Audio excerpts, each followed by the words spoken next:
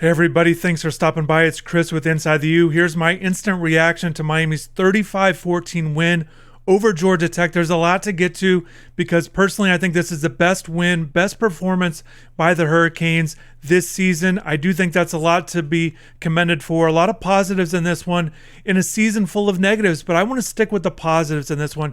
My 3 stars of the game, let's start right with that. Jakari Brown, my first star. His first start, plays very well, in control of the game. In particular, there were 2 drives early on in that first half I thought were really impressive. The fact that they go double digit on the plays, he really had to engineer drives. One of the drives goes over 90 yards, the other over 70 was 75-yard drive. So it finishes with some nice touchdown passes. The Jaleel Skinner one, caught the second one, the nice one to Will Mallory, a 22-yarder, as he gets free. And Jakari did exactly what he needed to do on those plays. He made some nice plays throwing the ball, 14 of 19, 136 yards, the 3 touchdowns. 136 yards, not nearly the amount that you would typically like, but like I said, he was in complete control in this game. He didn't make bad plays. Miami had the lead. I thought he got off to a great start, and also running the ball. That's where he did really well. And 87 yards, 19 carries was really impressive. And what stands out to me there was, even if it looked like the Georgia Tech defense knew what was coming with Jakari, he did everything he could to get positive yards. Even if it was only 3, 4, 5 yards, he did a really good job there.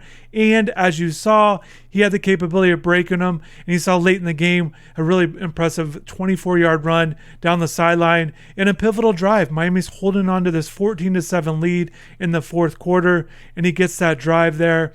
And I thought that was a big one. And obviously Miami tacks it on later with a couple more touchdowns. But I thought the fact that they were able to go from 14-7 to 21-7, that was a big part. And I think Jakari played really well. It'll be very interesting, regardless if Tyler Van Dyke is healthy, if Jakari remains the starting quarterback, given the future, given the season, given how well they played today. There's no other way to put it, that Miami played well.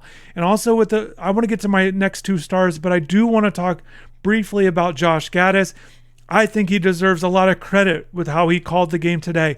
I thought the running game was on point. The 217 yards rushing was the most since the season opener against Bethune-Cookman. He's talked so much about staying confident in that running game, and he did a good job, I think, in engineering plays there in the run game. But also he did a good job of making Jakari comfortable and not putting him in bad spots, and I think he deserves a lot of credit. Again, there's been disappointing moments throughout the season. We've talked many times about those, but today against Georgia Tech, I thought Josh Gaddis called a good game. He deserves credit for that, and Jakari delivered. And certainly they made a good decision in going with Jakari, that they got the win, a guy that's from Georgia.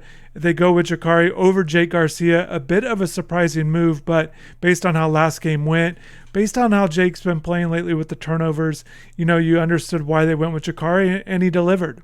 So my second star of the game goes to safety Cameron Kitchens. No surprise here. 3 interceptions, a lot to talk about with that kind of performance. It's one of the best defensive performance from an individual player I've seen in a really long time. And certainly it's one of these games you'll always remember back, because Cam has had a good season. He's had 3 interceptions early on. He's earned that start in fall camp, and he's been steady. He's had some moments where he's given up plays. Safeties do that. However, today was one of these performances I think you can have a chance to look back on that could really vault him. The thing about Cam that you really like in terms of his work ethic, all of these other things, is he's just a type of guy that you've seen, and this really comes to it, where he's just really impressed. He's really progressed as things have gone on. He's better this year than he was a year ago. To me, I think he's going to be better next year. And as a 4-year player, if he stays for that 4th year, you never know how things go. But I think he's just, my point is, he's a guy that I think is going to continue to progress throughout his career. And I think today is one of those standout performances, gives you a lot of confidence. He's been Miami's best safety this year. Arguably, he's been Miami's best defensive player. We will see how it shakes out. Akeem Mesidor has been a guy that I think has played the best up until this point. But, with Kitchens having this game today, maybe he'll kind of continue that. He has a chance. I was looking at stats. There were a bunch of guys. I think there were 7 guys going into this game that had 5 interceptions on a national level to lead the country. Cam's performance today, he has 6. Maybe he's going to lead the country after this performance. I didn't get a chance to check out all of the games with all the other guys, but just something to pay attention to. He has a really good chance of being National Defensive Player of the Week or some sort of being on a Jim Thorpe Award. All of these type of things. Certainly ACC defensive back. He had one of these performances. 8 tackles as well. Half a tackle for a loss. He also had a pass breakup. But the 3 interceptions, I just want to mention too with that, 11 other times it's happened in Miami history where a player has had 3 picks in a game. The last one, Kenny Phillips in 2006. But it's not happened a lot recently. This is only the 4th time since the 60s that a guy has done it. So a lot of that stuff happened before the 60s. And really since 1988, it's only been Phillips and Kitchens with 3 interception games. So that just shows you the big time performance that he had today. I thought it started off well with that first pick. Right inside the 5-yard line with Tyreek Stevenson, close coverage on Nate McCollum, their best player on offense. And Cam came over from his spot and did everything he could. He came down with it in traffic. And I think that really set the tone, not only for his performance, but for the defense in general. And I think with how things played out last week against Florida State, losing 45-3, that's another reason why I think a lot of people deserve credit for this one, to go on the road, not give up on the season, have a performance that you can be proud of as a team, offensively and defensively, with a lot of things done well. I think that's why it's a complete performance. A lot of things went well today, and they bounced back. There's no other way to put it. They bounced back in a big way. Now they have a chance to get to a bowl game, which, like I've said for a few weeks now, would be a big accomplishment. Go there, regardless of who you play or what caliber of bowl game, win that game and give yourself some momentum. And if they do that, they'll have a chance to kind of end this season, because they got to win at least one more game. And then if they can win the bowl game, maybe just have some sort of positive momentum. So Cam Kitchens, my second star of the day. Most games I would have him as a first star, but because of what Jakari did in his first start, I've got to give Cam Kitchen that second star today. And I want to go to the third star today for me individually, and that's Jalen Knight. And I think he deserves a lot of credit too. Set the tone early with a lot of 8-9-yard runs. He got the opportunity and took advantage of it. He's had a rough season this year. He goes 16 carries, 118 yards, and a touchdown. It's his first rushing touchdown of the season, surprisingly, here in game number 10. It's not the season he would have hoped or expected, but that's where he's at. So he gets in there, he gets that 4th quarter touchdown, which ended up being pretty big. And also, too, with Jalen, over 100 yards. Only the 2nd time in his career he's done that. The last time was last year against Georgia Tech, conveniently enough. But, he did a good job of just really staying with it, had some big runs. And another thing that stood out to me with Jalen, not just those 8-9-yard runs that continued to add up as he averaged over 7 yards a carry, but he did a lot of work inside the tackles. And I thought that was important for him because, he's a guy, not the biggest guy. He's known for his speed, getting to the outside, but I thought he did good work in between the tackles. Now with that, I want to go into some position units, some other things that stood out to me today. Those are my 3 stars, kind of veering off a little bit on a couple things, but offensive line deserves a lot of credit today. Again, a rough performance last week against Florida State, other rough moments during the season, but today they played really well.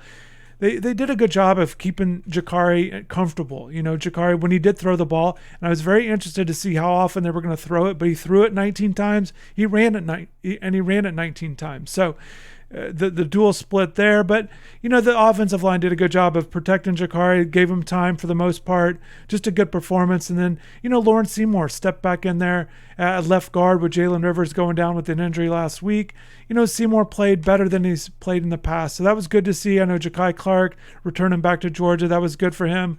I just think I can only imagine what things must feel like in the locker room after the win because of how difficult the season has gone. And Jakari mentioned that too in his post-game comments where, just all the things that they've been through, because this has been very disappointing for them as well. I know that's fan base and everyone expecting this to be a good year.